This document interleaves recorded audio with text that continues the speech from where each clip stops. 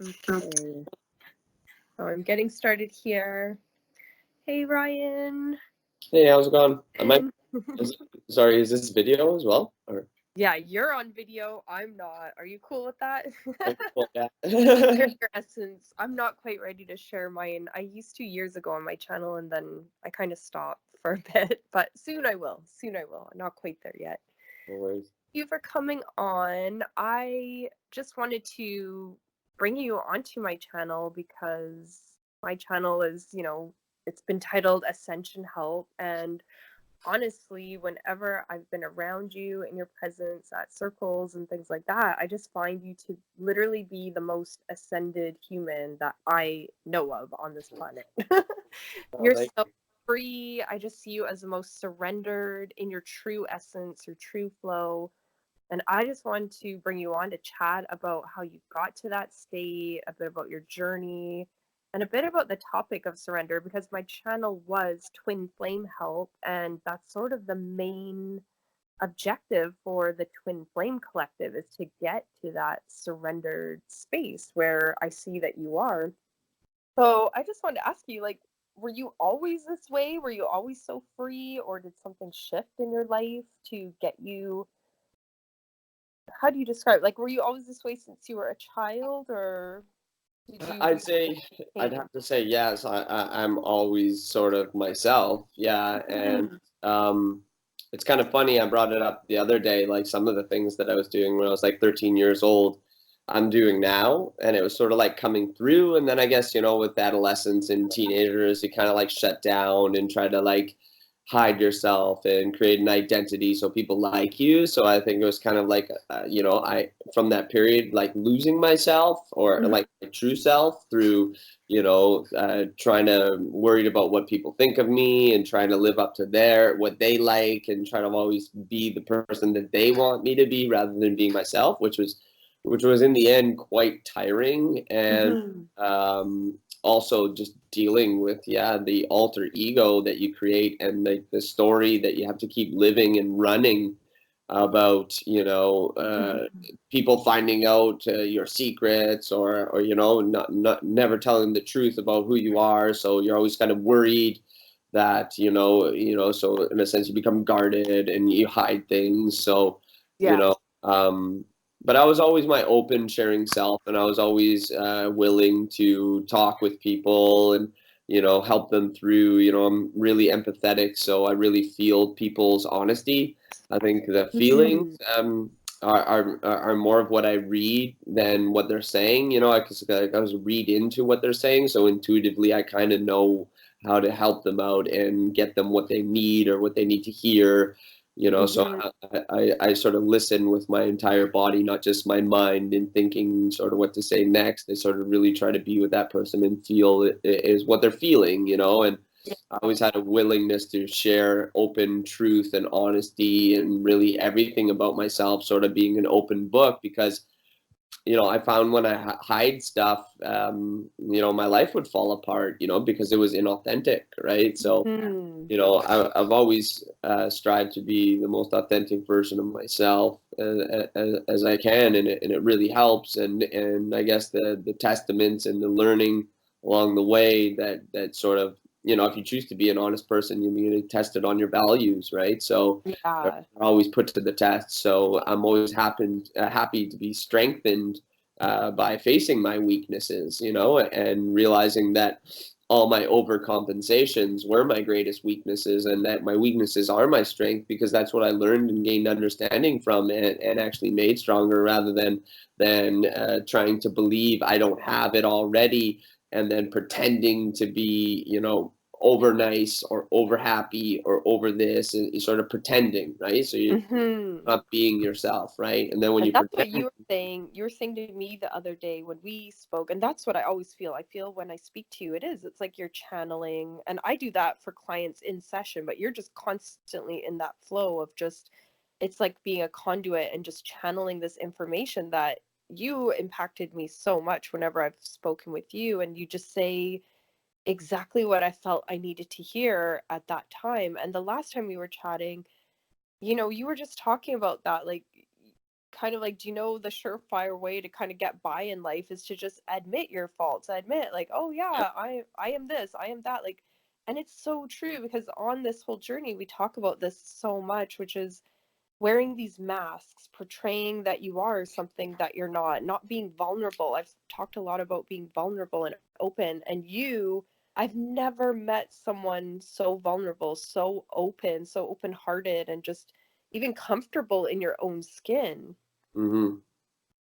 So Yeah. how do you get to that? How do you get comfortable in that? And how, and some of like just sharing some of what you shared with me about just sort of deflecting sort of that judgment and negativity, negative energy by just being able to admit things about yourself.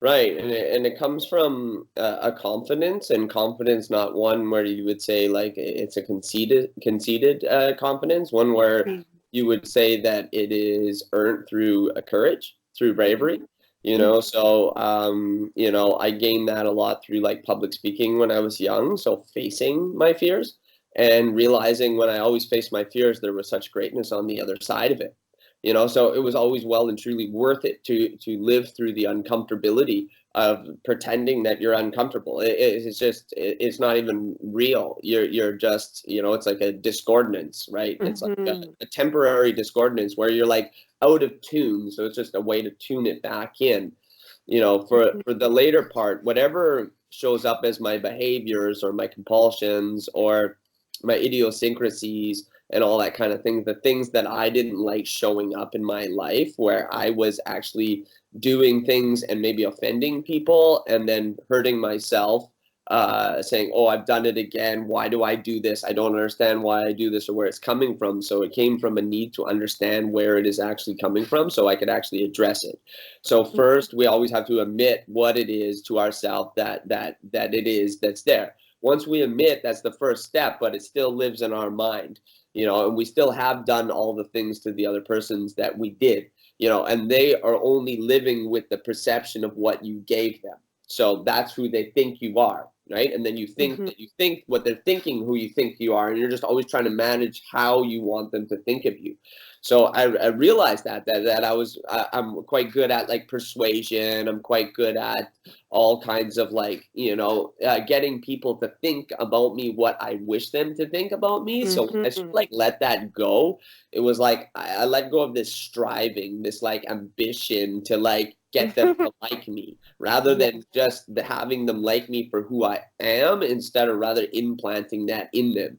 So usually the next step after admittance of doing what you've done is an acknowledgement, and that is an acknowledgement to the other person about what you're admitting, about what you understand what they must have felt like. So it's understanding them of what you did to them. Like, I understand that I did wrong and I understand that you must have felt that way. Please tell me how you feel so I can understand exactly how you felt. So once we have an acknowledgement, then we could forgive. We could forgive that. And whatever we give, we get in life. So when I forgive, it's forgiving. So when I forgive, I forget. So then we can all forget about that and move on, and then continue to develop and cultivate the relationship how we would like it to go, what we truly desire, and we truly will, what we will to have and want.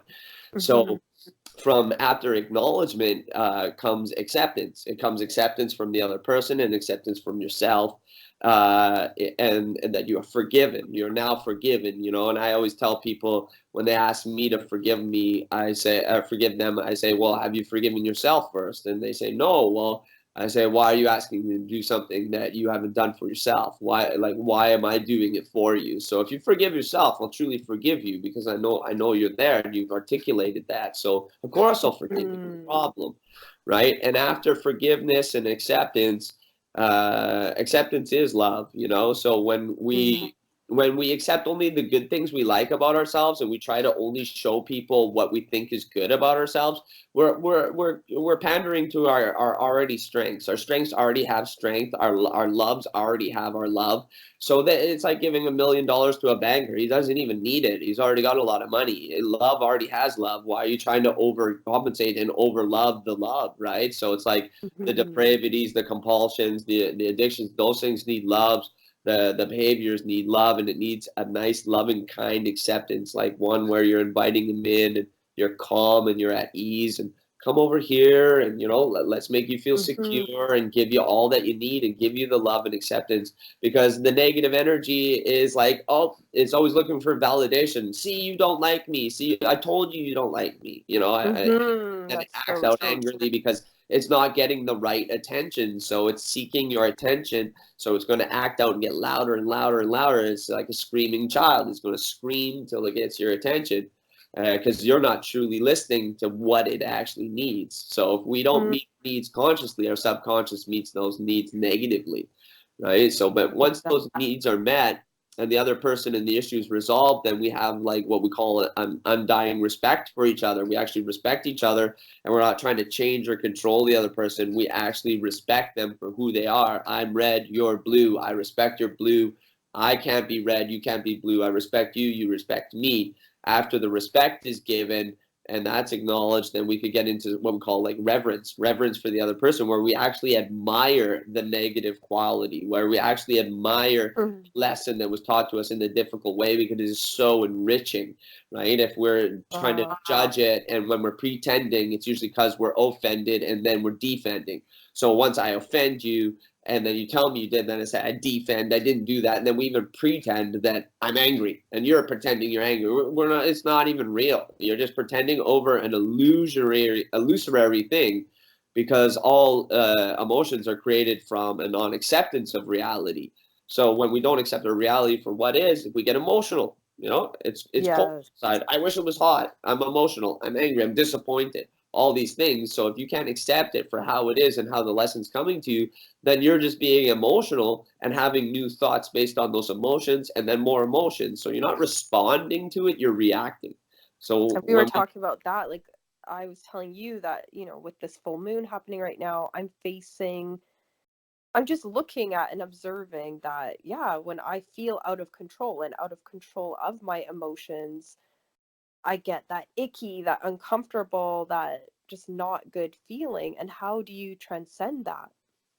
Well, basically, you just said it, is that you can't control. You're trying to control your emotions, and you literally can't control your And emotions. situations, like And with other people. situations, yeah. So basically, your control of your emotions is creating more emotions, showing you that you can't control your emotions. You're just supposed to feel them and respond to the emotions. So respond in kindness, respond with temperance, respond with patience, respond with ease, right? All this ease Hmm. comes from a lack of ease. So basically, if you're Hmm. not easy and chilled out about absolutely everybody, even if the guy's screaming in your face, you can still keep your equanimity and your composure and keep your kindness and respond to him in kindness, and actually show up for that person, where they actually had someone respond to them, not in a reactive way where it's just anger, anger, anger, anger. It's not Hmm. response, anger, kindness. And then he falls into your kindness and you don't fall into his anger. So if you're trying to Yeah. control your emotions, what you need to do is surrender. And what surrendering means is to be a witness, to just witness to what's there. So if you're having an emotions only last like 15 minutes. Anxiety, it comes in a wave. It's like an itch, never lasted forever. You never had a burn last forever. You never cried forever. You never angry forever. It was never raining forever. Everything comes and goes like the weather. So if you just let it, you could actually enjoy the rain, and you could actually enjoy the pain. You could actually enjoy the cloudy day. You could actually enjoy the anxiety, because joy is what we call a filter. And when we bring our anxiety to joy and revere it, well, then it's happy that it's been acknowledged and it's at peace because it's got your attention. And now you're responding and you're doing something about it properly, right? So it has Hmm. nothing to do with trying to control. Anytime you try to control, it means you're taking energy. You're taking from something, right? You're even trying to take from your own emotions. Hmm. So We were, in a sense, do nothing. Just feel yeah. it. And when you feel it, you heal it. So when you sit with it, then you could feel what it is that you're feeling, and then you can start to understand. And that's what being a witness is in a long trial. We listen to all the witnesses, and then we can understand what happened. But if we try to judge along the way, we might send the guy to prison, but year 6 we find out, no, he was out of town when the crime happened, and I thought you were guilty the whole time. So that's preconceived notions, presumptions, right? So we don't Mhm. want to presume anything until we know. So what I say to cut myself grace and slack so I could go back to my days, I just need more information. That's it. And then I carry on. I don't have to mull over it for every hour of the day till I get a result. I just actually say, okay, I'm feeling this. I want to understand that. Please reveal to me more what I need to see. And now I could go back to making a sandwich. I could go back to my life. I could give my proper attention to my family and loved ones. And I don't have to constantly regurgitate and tell them my problems so that they could fix them. You know, 'Cause I that's have what I to find. I find with a lot of just, well, a lot of, I shouldn't say a lot of, pretty much humanity. And then those on this ascension journey, the twin flame journey, it's a lot of just sort of facing patterns and facing this shit over and over and over. It's like a hamster on a wheel. And that's what I find with you is you seem to have found the answers to get out of that hamster wheel and actually live. And, you know, I've read all this stuff about living in the now and all of this, but you're actually exercising. I loved how you said that to me. Like, you can, I forget how you said it, but you can read all this stuff, but like, are you actually living it? Are you actually doing it? Yeah. All knowledge is just knowledge until it's applied and then it becomes wisdom. There you go. That's what it was. Yeah. It's so So good. you have to put it into application. And a good one I've been telling people is two words is non-judgmental curiosity. So when we would talk about judgment, if we were just leave it on its own, judgment would get the power, it would get our energy. We'd be talking constructs of it, understanding it, still feeling judgments, using of examples of how I judge, giving power to the memory of reactivating any judgments in there, right? So what I want to Mhm. do in any situation is you always want to have a companion and a friend. And, in this ascension process, it's either service of self for your self identity or service of others. And once you realize everybody is yourself, and when you help out other people, you're helping yourself. So what I want to do is get a companion. So we need companions, and we can't see our own stuff. That's why we need someone to reflect to us. Otherwise, we don't even know who we are unless we go test ourselves out in front of other people. So we need Mm. companions, right? Like inspiration on its own is just inspiration until it has a companion like a volition. So you need to get involved. Volition means involvement. You have to do an action. So it needs an activator, an action component, right? Mhm. So it's like Mhm. faith and belief. They're friends, like, belief is like, he's trying to get everybody to believe in him and he's embodying belief. And then he gets tired. He starts doubt. It's doubt. I don't think anybody Mhm. believes in me anymore. I'm starting to get tired. I don't even know if I believe in myself. And then some companion comes along called faith. And faith is like, hey, man, I believe in you. And then belief is like, you have faith in me? He's like, yeah, I have faith in you too. And you believe and have faith in me? Yeah. And they're buddies and they keep each other alive, right? So Mhm. one gives to the other and the other gives to the other. Each one waters the other pot. So when you give something, you actually get it and it actually quantifies, right? So people are really scared and they don't know how to give. Mhm. So the non-judgmental curiosity is sort of like the antidote to judgment. So it's together. So you're giving them the problem and the solution in the same place, and then you try to find the middle ground, right? So it's like Yeah. if you come with an open sense of curiosity, then where's your anxiety coming from, right? All anxiety stems from the future, worried about what hasn't even happened yet. Oh, I'm Ah, worried that I'm going to show up and Sally's there and I don't like Sally and she sets me off and I'm already set off. You're already set off like Sally's there. She's not even there. You don't even know she's going to be there. Your preconceived notion, your presumption, right? Which is giving yes. you emotional tension in your body and you're not being relaxed and chilled out. And that's why you get all nervous, right? It's so true. So What do you basically, physically do? Do you physically do anything to remind yourself to relax? Or, people, they do their breathing or breath work, or how do you breath physically? work is the most important thing you can ever do in this existence because all thought forms and thinkings are electric and they're attached to all your muscle strands, right? So if I Mhm. say I'm happy, I'm sad, like, oh, I'm sad, or I look a little like confused here, a little lost, right? So as soon as you think something, the muscles play it out as like body language, right? So Yes, yes.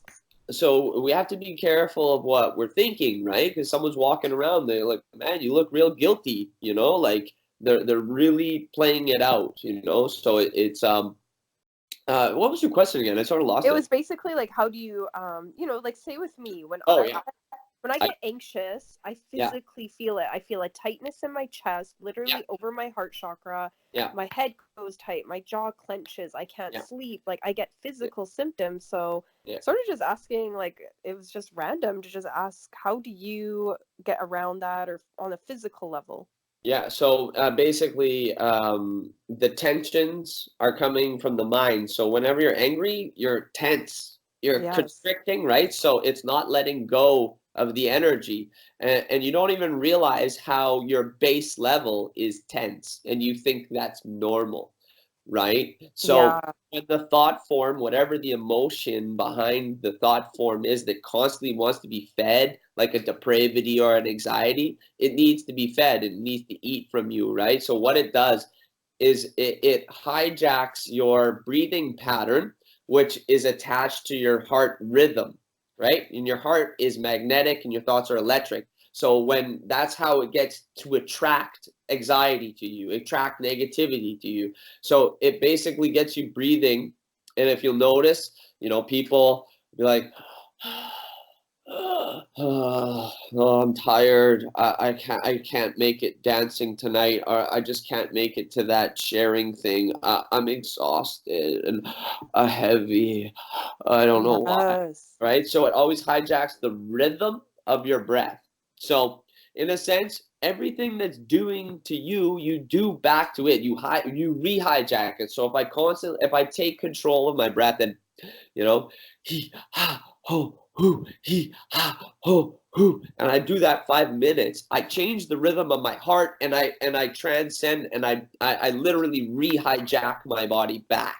You know, because if it's Mm-hmm. to take my rhythm of my heart to attract negative emotion or whatever it is to feed, to get another angry person to poke me so I could punch him, right? And that's all Mm-hmm. from my heart and through my lungs and my breath pattern, right? So if I change my breath pattern consciously to know I'm doing he ha ho hoo he ha ho hoo, and I'm breathing, well then it flutters you open, and it sends that energy out that it's even trying to steal from you, and it literally starves it to death and kicks it You out. You you know, it literally doesn't have will it enough out energy to with survive and your hang on to you anymore. So it just goes looks for an easier customer, right? uh-huh. So basically, that's why dancing and singing are the two most important and joyous expressions. It's all about a willingness to express joy. So if you were to go do even exercise, running, your heart palpitations are going to go up, and that helps, you know, that. And when you go get an exorcism, they're exercising your demons. So exercise is good, right? You want to run, Oh. but the most joyful expression of the body, like running, just looks like running. It's kind of mechanical, Yeah, right? I Yeah, don't right. enjoy Now it. we're dancing, and dancing's more of a flow, and dancing to the music and actually feeling the music and the rhythm will obviously change the heart's rhythm, and it'll change the breath pattern as well into like a divine expression of breath and rhythm, which then tunes you back to where you were before that energy hijacked your lungs and your mind and your heart, right? So it's like a way of Wow. hijacking it back. I So was thinking dancing about that clears the because with body. indigenous cultures, how they Yeah, have drum circles and dance, and it's like it's just the that's most it. amazing expression. And I've told Yeah. this story before that when I was a child, I'm part First Nations, and my mom would go to powwows and African drum circles, and Dance away the pain. I remember that as the last time I felt like I was in the state that I'm saying I witnessed that you are in.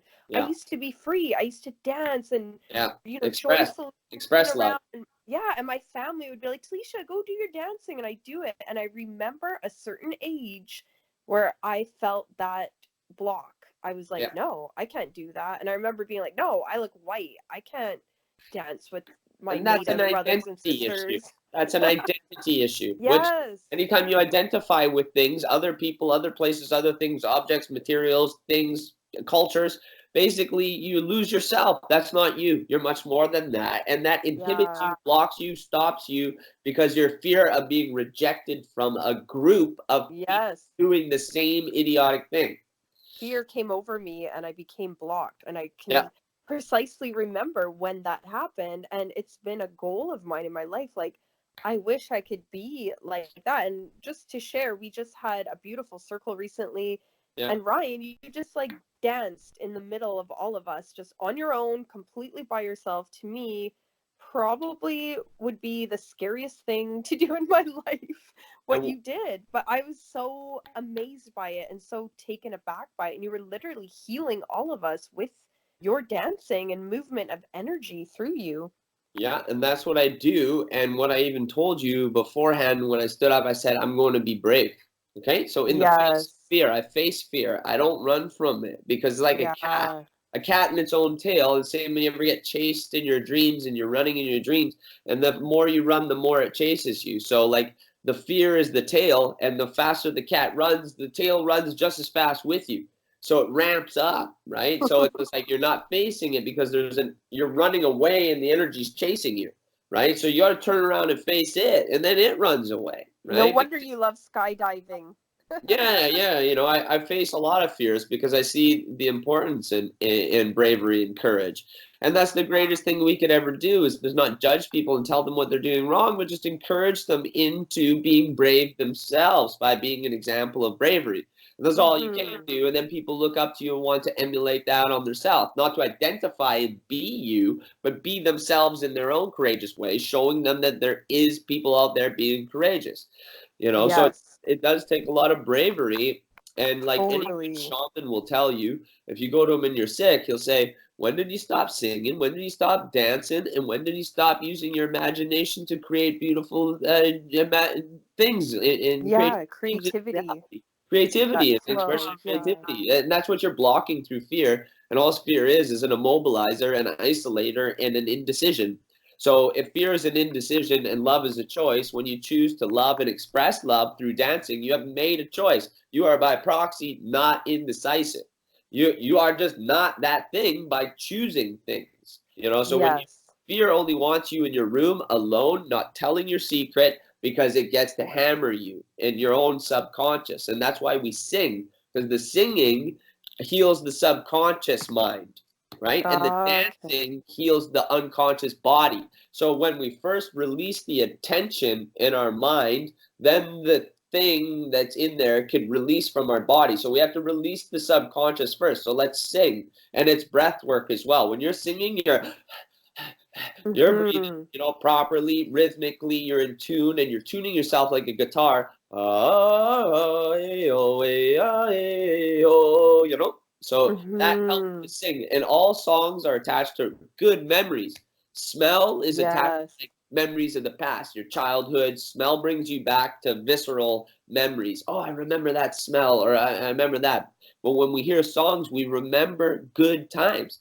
Compared Yes. I'm so listening connected to to our music. thoughts, what are nothing but just bad times, and just all the stuff that we're reminded of that we haven't forgiven ourselves for, that we can't forget, and we constantly just avoid and want to pretend that it's not there, but it is. So when we do, we sing, we bring our intentions, we sing it away, but then we also want to dance it away. Once we sing it away and it releases its tension, now's the time to start dancing, and then the body lets it go. Bang. It's like consciously breathing, consciously singing, consciously dancing, you're making the unconscious conscious, and that's where all your behaviors and compulsions are coming from, is just your entirety of your existence of all the unresolved issues in your closet that you wanted to run away from because they scare the shit out of you.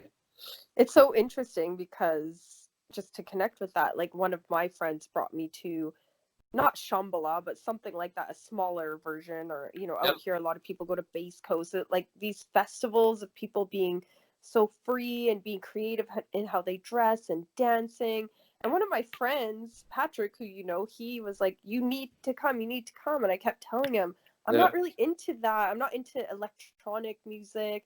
But Yep. he was like, no, like, and I understand now why on this journey he was like, you're going to love it. And I get it now. Like, it's a bunch of people that just want to Yep. go into that vibe. Yeah, there's some distortions there and some Right. messed up stuff, I'm Now sure. imagine if you But just had curiosity and went there without I any did idea what though. you're supposed to do or not. You just, let's go and see what Exactly. happens.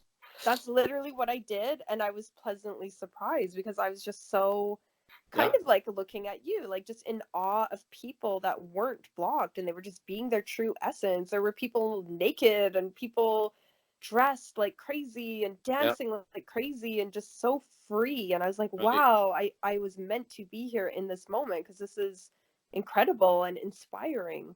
Right. I did that at Blessed House. It was like so many naked people walking around, and I was down on the naked beach, and I felt like the odd man out with my clothes on. I felt weird with my clothes on. And then day two, I was just like, fuck it, I'm doing it. And I took my clothes off. I'm like, I'm free. I'm free. I don't care what anybody thinks about me. I'm naked. This is who I am. You know what I mean? I'm Oh, not the clothes that I wear. I'm not my dressings. I'm not my drapings. This is just me, and I'm being comfortable. And it was like the most freeing, like, example to me to do that yes. anywhere else in my life. Like, be naked and just be, authentically me. This Yes. is who I am. Like, I'm not trying to have a different butt, and I don't need bigger pecs, and I don't need to, I don't need to be anybody else for their ideals or their whatever. I just need to be myself and embrace that and Yes. be myself who I am so that I can be creative. Once you do that, once you embrace yourself, then your creative self comes through, and you'll well and truly be taken care of, and you'll make good decisions from the heart because it's about the body. It's about the having a good relationship with your body. Your body Yes. wants to go dancing. Your body, when it gets near happy things and you're on the right path, your body will even make you smile. Like, I've driven down the road and all of a sudden it's just like not even me smiling. My cheeks are like, wow. And my body, if I'm paying attention to my body is telling me that this is good. So I listen to my feelings. I don't think about where I'm at. I feel where I'm at. And if I feel bad about it, I'm taking my body away from there, right? Because emotions are Mm-hmm. contagious. Same with yawns. Everything's contagious. Energy's contagious. Yes. And But that's another thing I wanted to touch on because we did speak about that healthy boundaries. yeah, You were telling me some great advice on that. Just like, okay, like still having that love and that, good vibe and just saying like, okay, this isn't suiting me. Thanks. Bye. yeah, but not enough. See, in that sentence where you can see what happens there is there's a rejection, right? And Yeah, there's yeah. abandonment from the person. So it's like you're checking out with a word, It's like you're not really embodying compassion, It's just like somebody's like, oh, sounds like, like other people, like, I don't know, the people do it where they hand you a prescription. It's just like, oh, you have a problem? You're like, well, I know somebody. You go do that, and they'll solve you, or you go do that weekend program, and that'll fix you. It's like you're checking out on the person. You're just prescribing them, like telling them, go do that, and you'll be as happy as me, But like, I don't really Yeah. get it. That's where I think there's this fine line between getting to that point, like what you were just saying, like physically, where you can feel being around certain people, it's bringing you down. And like, how do you have that I boundary I between, accept them, and I let them be.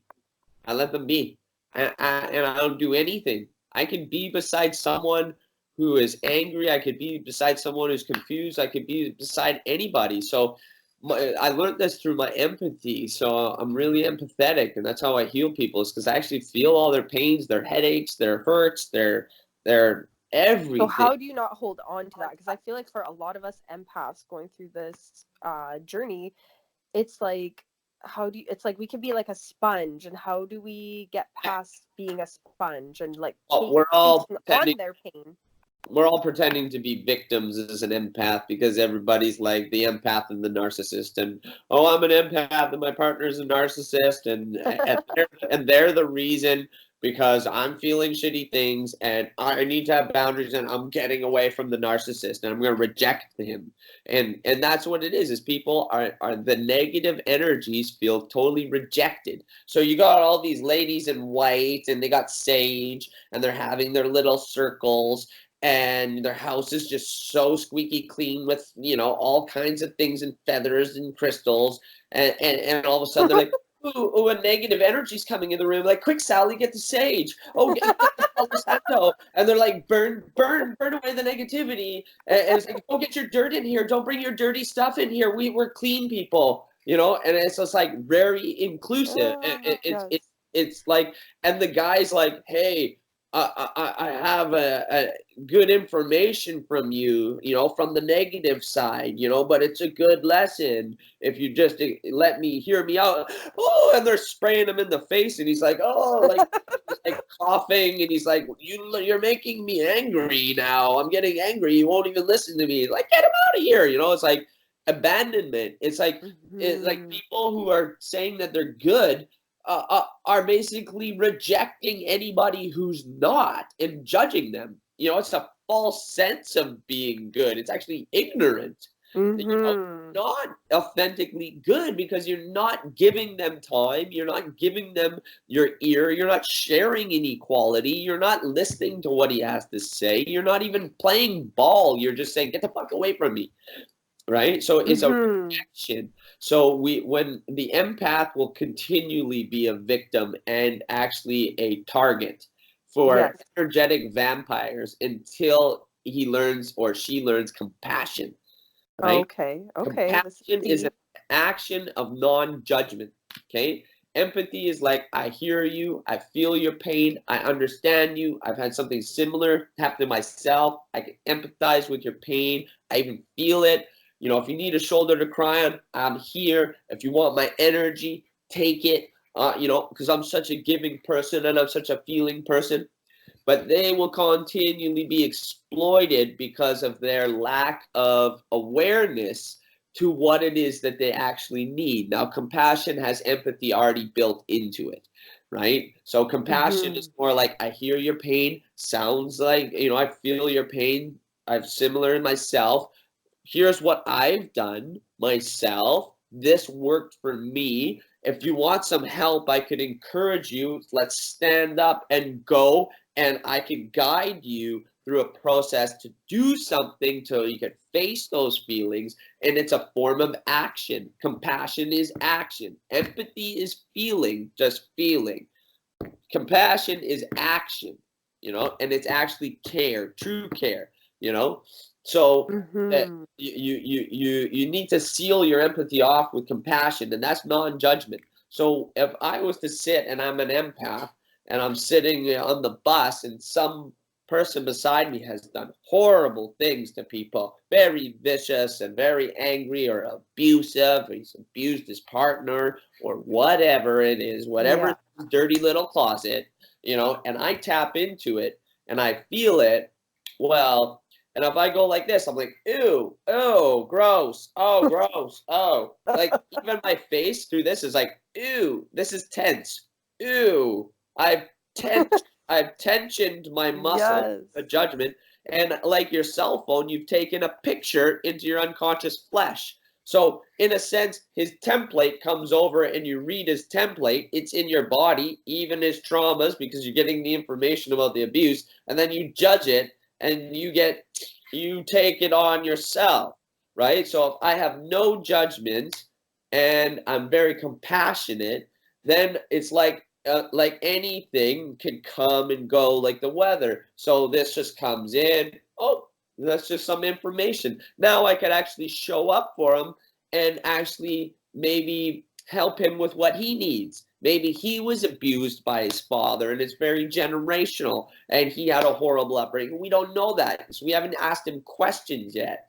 You know, we haven't got to Mhm. understood where he's coming from yet. So I need to actually talk to him and I need to Mhm. help him.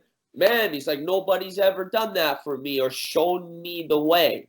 You know what I mean? That's what compassion is. So This basically, is so key, because it's true, as quote unquote spiritual people, you're right. We can become closed off in a way, or oh, accept, being the or light. Yeah. yes, like, oh, Out we with are the of the darkness. light, we don't accept your kind, Yeah. or and You not even reject. embracing our own darkness Yeah. within and facing we all hold that darkness. Yeah. You reject, and you are light and dark, and you are equal. You know, Yes. everybody has a dark side, and they only want to show the good. And they're Yes. rejecting themselves when the bad shows up. And basically, then they abandon themselves and they abandon others and they walk away from them because they don't want to be near it because they're pretending to be good and they're Yes. pretending to be good. They're not actually being good. They're pretending. It's a false sense because it's an overcompensation. And anybody that's standing in the light up on their pompous ass horse going, oh, I'm so loving and I'm good, I have positive energy. It is an overcompensation. If they can't equally admit that I have good days and bad days, I am sometimes lose it, I sometimes have anxiety, I sometimes this, and sometimes that. Rather than saying I am, or I am this and I am that. If I said I am sad, I'd have to go dancing to prove to myself otherwise. If I said I'm feeling feelings of sadness, well, that means it can come and go. I'm just Mm. feeling feelings for information. I'm not feeling feelings to do an action against a person to show them what a horrible person they are. Well, I'll get you back, you dirty bastard. You know, like, sorry for starting Mm-hmm. that, you know what I mean? Get a little passionate. No. I like it.